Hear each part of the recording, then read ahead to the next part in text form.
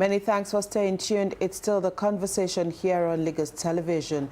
Of course, we are celebrating Nigeria's 64th independence anniversary today, and we will be taking a look at the good, the bad, and the ugly. And going by what Mr. President said in his speech this morning, it's been a journey, 64 years, and of course there's things to celebrate. There are knocks, and of course we can begin to make a projection as to where we intend to take the country to.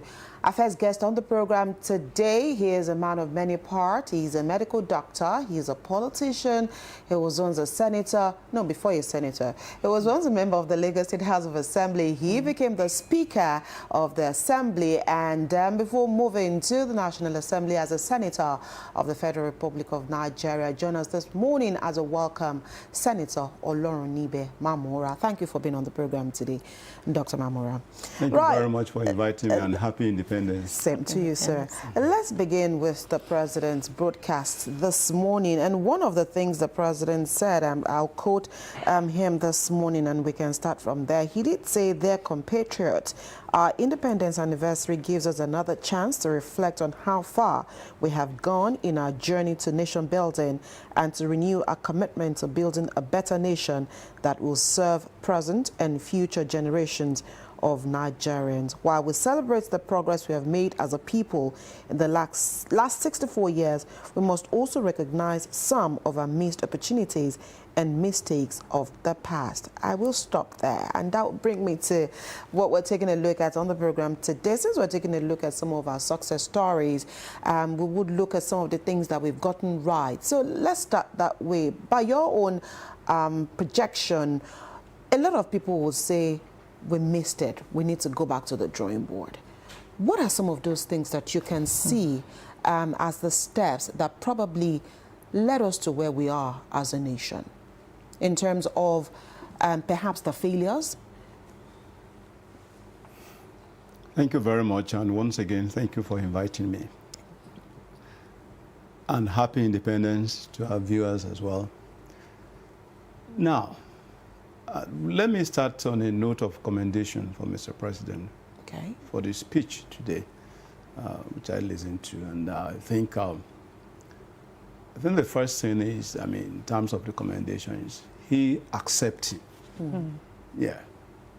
accepting that, yes, there is hardship, suffering of the people, and then going for that to appeal to all of us. And I think one statement that struck me was that his government is working on reforms for progress and stability, prosperity. And I think that's quite instructive. So having said that, when you talk of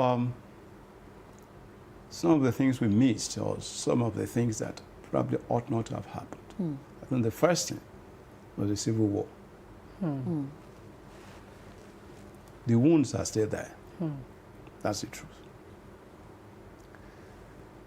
Then, of course, the military interventions. So many. Because once the military came on board, that was termination of the democratic process, with its attendant effect and on the polity as a whole. So you could, it's like several steps backward. And again, it's so painful when I also think of some of the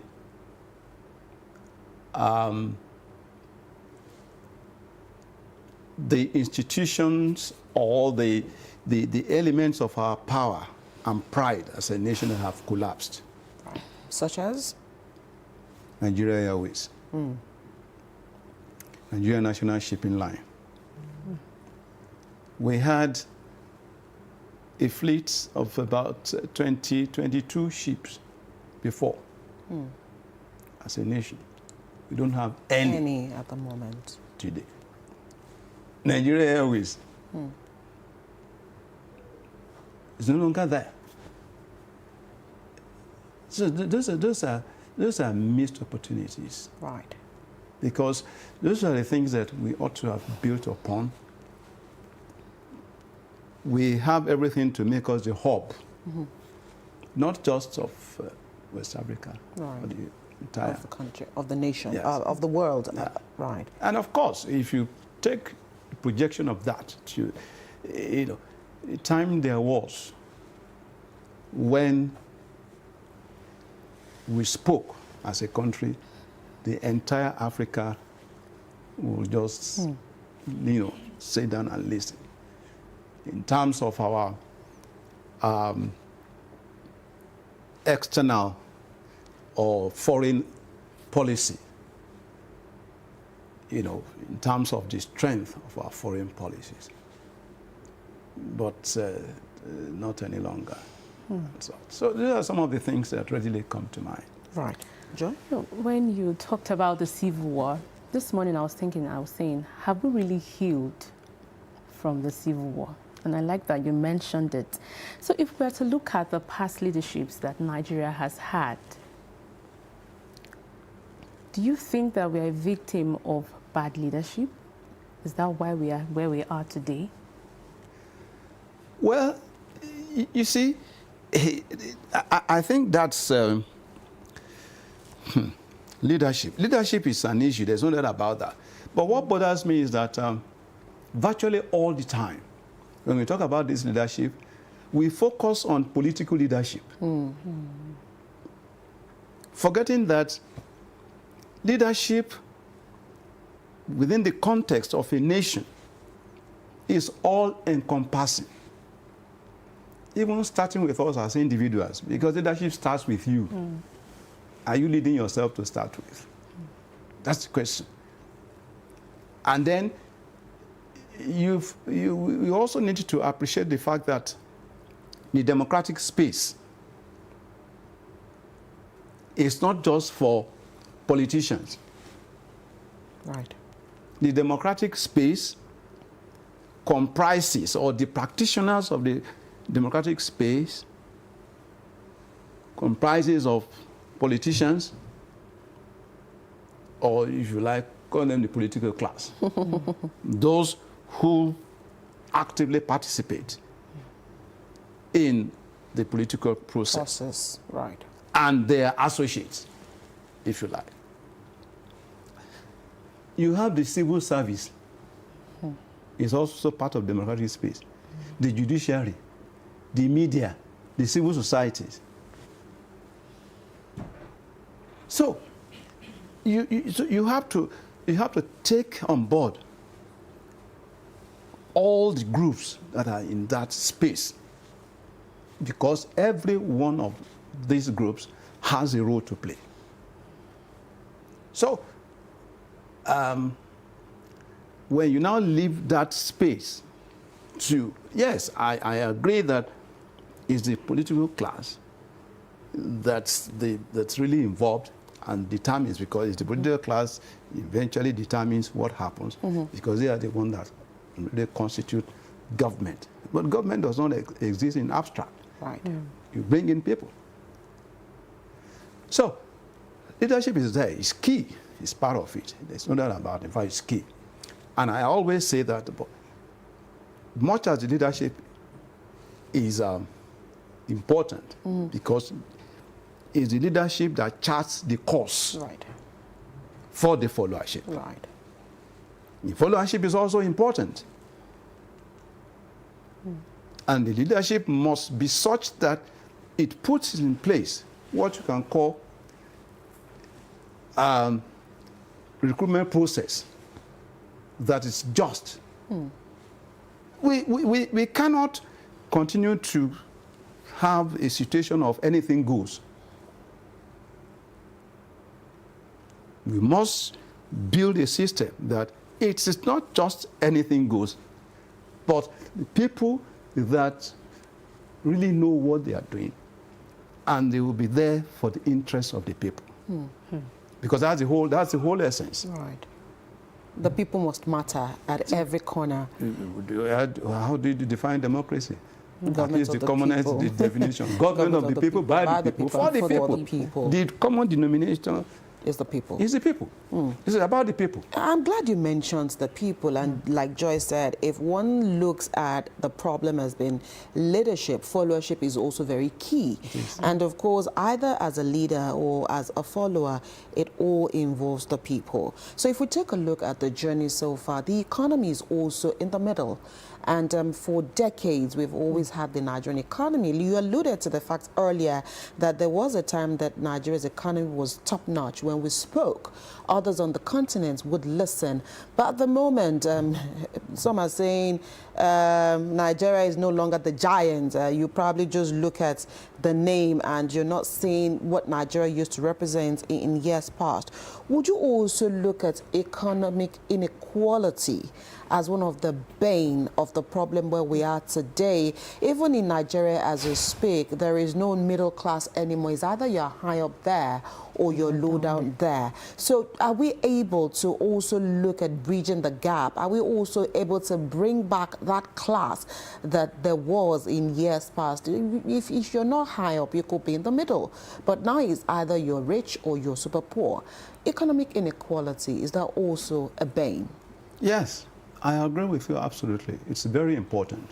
You don't forget that under the fundamental objectives and directive principles of state policy in the Constitution, you have economic, objectives, which is supposed to be such that will be just and fair to all concerned. I agree with you. The middle class is virtually, it's gone, obliterated completely. And that will not be in tandem with the provision and expectation of the Constitution that we run right now. So, but I believe that's indirectly part of what Mr. President spoke about. Yes, because Mr. President talked about economic stabilization bill that is currently before the National Assembly. And that believing that, of course, when that becomes an act of the National Assembly, it will seek to correct some of these, imbalances, inequalities in the system, so that we can have a just and fair economic system that will benefit everyone in the system. Secondly, I heard Mr. President talk about this youth conference. And I was asking myself, did I hear him right when he said 30-day? Right. I am not sure anything like that ever happened. 30-day youth conference. I mean, I think that's something. And I hope that the outcome will be such that will also address the kind of, because we have youth bulge. The youth of this country, they constitute over 60% of the population. So, what are we doing with them? How are we listening to them? So I mean, that would be interesting. I look forward to that. Okay. That is, look, just what engaging exactly? the young people. Yes. But Dr. Mamura, sorry to cut your thought here just before you land. I'd also just like for you to, add your thoughts. I'm glad you mentioned that, and it's work in progress. Going back to what you said earlier, the part of the issues we have not totally healed from the Civil War. And we constantly have issues around ethnicity dividing us in the country on a daily basis, especially for amongst the young people at the moment. And so now that the president is planning such a youth confab, a 30-day confab, what are your expectations concerning how those that will sit at that conference will be pulled? Because again, we do not want a situation where this laudable initiative will be rubbished at the end of the day when it is done, and some will say the outcome was not inclusive. We were not invited. We were not part of this confab. Well, I think, again, if I heard Mr. President right this morning, he said it would be all-inclusive. And in any case, I wouldn't expect it to be anything beyond that. Okay. The purpose, the goal will have been defeated if it's not inclusive. It has to be inclusive. Everybody, all parts of the country, should be included in this youth conference. We're talking about a 30-day thing. And it should be a kind of forum, from my expectation, where this youth can speak freely about their issues and how best they think. See, there are times that we think we want to determine things for these young people. Yes. You know, young people they are idealistic. They have their own worldview. Right. Yes, we may guide as, you know, guardians, elders, guide and that. But then, let's hear them speak out on issues that affect them primarily. And then we can then manage and mold these things to achieving the goals that the entire country will benefit from at the end of the day. I think that's the whole essence. All right. For me. You talked about the economy earlier, so I just want to go back to that. Nigeria has been reliant on oil. Do you think there's a need to diversify, you know, the Nigerian economy? What other sector do you think we should be focusing on? Oh, yes. Don't forget that your foreign policy is a function of your domestic policy. It is strength at home that determines your strength outside. So, in those good old days that Nigeria's voice was what it was a function of what we had at home. We were not even talking of oil then. Agriculture. And for any nation, the first thing is it should be your ability to feed your people. As the Yoruba will say, Taba yowo ibi. Right. So, you know, feeding, food is just fundamental. It's a need. It's not a want for survival. So then we had agriculture. And in the West, the whole Western region, they had cocoa. We had palm oil. In the East, they also had, you know, palm produce. In the East, they had rubber. They had, you know, some other things. The North, groundnut. Right. We were talking of groundnut pyramid. All these things were there. We were not even talking of oil. Oil came, we abandoned all these things. So we must go back to the basics. Agriculture is key. Very, very key. And it's not just talking about agriculture now. If we are talking of domestic production or productive base of the economy, agriculture is the first thing. Mining. You also have agriculture, mining. You also have manufacturing. Right. We were mining in those days. Coal, tin, all this. Manufacturing, which is industrialization. We had in those days, you know, beverages that we were, you know. Let's not forget we had cotton as well in the north. All these things were there. And these were the mainstay of our economy that gave us that strength. We were just giving out money to people, to so many countries. We were leading the independence struggle for other South Africa, Mozambique, Namibia, name it, Zimbabwe. We were leading.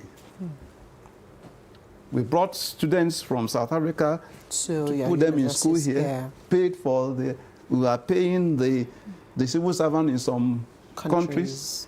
We were just the money. In fact, one of the past heads of states of this country was quoted to have said money is not our problem.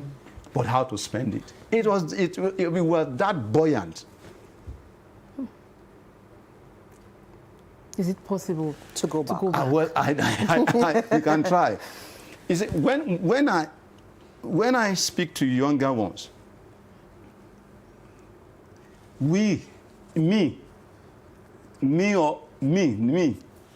this man that you are seeing before you also benefited. Right. Because in the 70s, while we were in the university, we were feeding 50 kobo per day.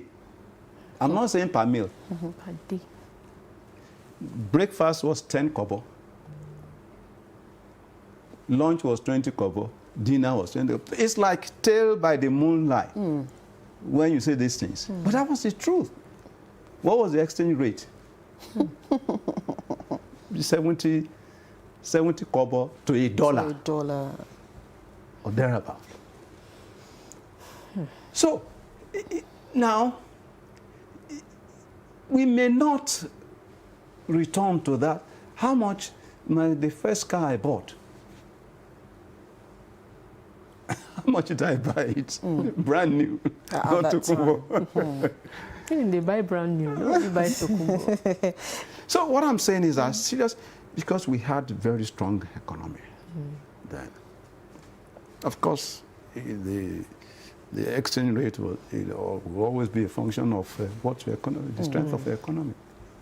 Let's quickly, the time is fast spent, let's quickly run over again one of the biggest challenge at the moment, brain drain, and we'll tie that with one of the sectors that you are also very passionate about, the healthcare sector. We do have also a lot of young doctors also living in the country at the moment, seeking for better employment outside the shores of Nigeria. But if you take a look at that sector, the healthcare sector, and issues surrounding adequate education and brain drain. I mean, from the story you just told us, it was a case of Nigeria had it also good, and then somehow, you know, the situation changed. At the moment, what would you advise that you know, the government does to ensure that these critical sectors are again as viable as they used to be? Well, I think one of the things that we need to do is to restructure the system.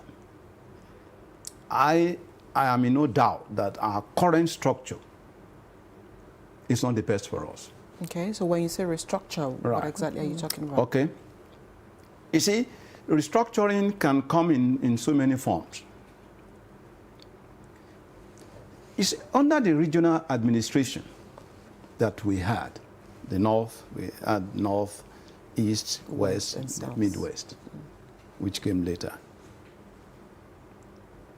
That was the period that we had the greatest development, as far as I'm concerned. And it was because each of those regions was allowed to grow at its own pace. Okay? And the center was not powerful. Yes. But a situation that we have right now, where the center is so powerful, you will appreciate this from, if you look at the constitution that we have right now. You have the exclusive legislative list. These are items that it's only the federal authorities through the National Assembly that can make laws on. And you have the concurrent legislative list. There are items that both the federal and the state can make laws on. But where there is conflict, that is, where the law of the state is in conflict with that of the federal on that item, on concurrent, that of the federal takes precedence. That is, it overrides. Now, having said that, the exclusive legislative items has 68 items. This is what the federal authorities can make laws of. While the concurrent has 30. And we have gone ahead, the constitution has gone ahead to say that even where the law of the state is in conflict with that of the federal, that of the federal supersedes to the extent of that inconsistency. So what are we talking about? So it's like everything has been handed over to the center. So it doesn't work. And where am I going? Because you started with the issue of health. And that's my field. Right. When you look at both items now, exclusive, concurrent, you don't even have health there. And in legislative parlance, any item that is not stated in the exclusive and is not in the concurrent is residual. And if it's residual, it goes to the state. So we can assume that health is residual matter. And should that be? It should. So, but it should be. Okay. Really. Now, what does that mean? If it's residual, it means a lot of things that the federal is even handling should come to the state. Should go to the state. Take the example of cholera outbreak. Cholera comes from bad water supply, contaminated, then sanitation issues. Why should the federal come and manage sanitation issues? In state, right. It should be local issue. Why should the federal come and be talking of immunization? It should be local government matter. Right. And these are the basics. I can tell you that in healthcare delivery, it's a pyramidal structure. Healthcare delivery. And of course, at the base of that pyramid is the primary healthcare. Which comprises of all this antenatal care, immunization, water supply, sanitation. That's what you have at there. And as we know, in medicine, they say common things occur commonly. So about 70% of diseases can be managed at the primary care level. You move on to the secondary care level where you have the general hospital and all that, maybe another 20, 25%. At the apex, where you have the teaching hospitals, just about 5 to 7%. So what I'm saying is once you can manage the primary care, if you have good, in fact, no country has good healthcare system without primary centers. Because that is foundation. It's closest to the people. That is it. So now you talk about brain drain or whatever, or if you like, talk about medical tourism. We benefited from it in those days. When usage was usage. Right. People are coming. Coming, true. So it's a matter of getting the care you want from where you can get it. That's all. People want to go to the hospital and feel that they are in 5-star hotel. Yes. So we must, in essence, we must do the right things. We must do the right things for hospitals. The right things include conducive environment for work. Right things include appropriate remuneration, support services. There are support services in a hospital. Right. That hasn't got anything to do with why you have come there. Yeah. Electricity supply, water supply, laundry, security. Look, catering, parks and gardens. Because the environment itself. The environment, it's healing. All these are support services. It hasn't got anything to do with the medical care you're seeking for. But they are support services. So how many of our institutions have all these things? When some are even, you know, groaning under the wage, I mean, the bill for electricity. Right. So these are some of the issues, you know, and we need, and of course, appropriate remuneration for the various healthcare team. It's a team, nurses, doctors, pharmacists, all of them. So these are some of the things that we need to look into. No, you have said, I wanted to talk about trust. Trust in government. People do not really have trust anymore in the government of today. What steps should be taken to help to rebuild this trust again in the government? Thank you very much. Yes. You see, trust will be lacking when hopes are dashed. You see, trust is a function of you doing what you have committed on to do. If I came to you yesterday and I promised yesterday to give you 10,000 today, today has come, and you're now asking, how about the 10,000 you promised to give me yesterday? and I start telling you stories. Yeah, I mean, I would have breached the trust. Or, to address it the proper way, politicians go out there to campaign for votes. If you vote for me, I will give you this, you know, cup or this mug. You voted for me, and the mug. The mug we don't see. You don't see. So trust is key. It's key. In fact, the danger that we even face now is, if you look at the votes cast in elections now, it's like it's going down. What you call voter apathy. Right. Why? You can't vote for these politicians. Where am I going to vote?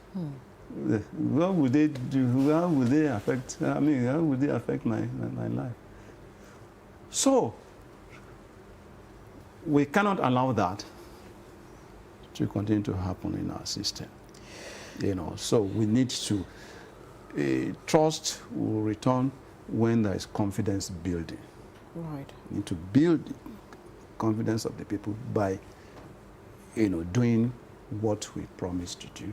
Do you think that this present administration is on the right line now? Well, that's why the administration has tagged its mantra, renewed hope. So, renewed hope, renew the hope of the people in the system, but it's based on doing things that people expect. As we wrap up this conversation this morning, some young people and Nigerians are at the moment out in various centers protesting what they've termed as hardship in the land. Of course, tying it to issues around electricity, subsidy removal, fuel subsidy removal, high cost of inflation and all of that. And they're asking that government should revert to the old prices before all of this can be nipped in the bud. Do you think, yes, everybody has a right to, their protest and all of that, but what would be your advice? How would you want government to treat these issues, especially today that a lot of Nigerians feel that Nigeria's independence day will be an appropriate time for them to, come up with their grievances? Well, a day like this, for me, it's a day for sober reflection. We look back, what are the things that we think we have not really been doing well, And how do we change that trajectory in terms of, meeting the expectations and demands of the people. What are the things we didn't do right in the past, and how do we hope to rectify,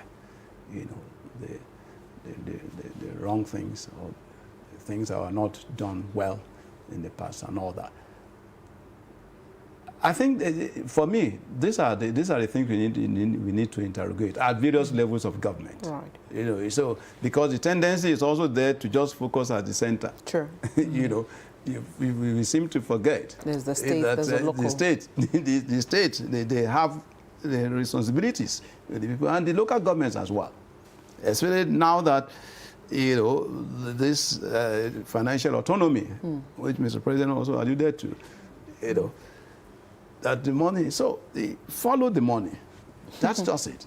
Follow the money. Let people open up and let them talk about what they see. And there are various, because we say in politics that every politics is local. Right. So the grassroots administration that we call the local government, the people must really look into what is happening, in this local government, so that it won't just be everything being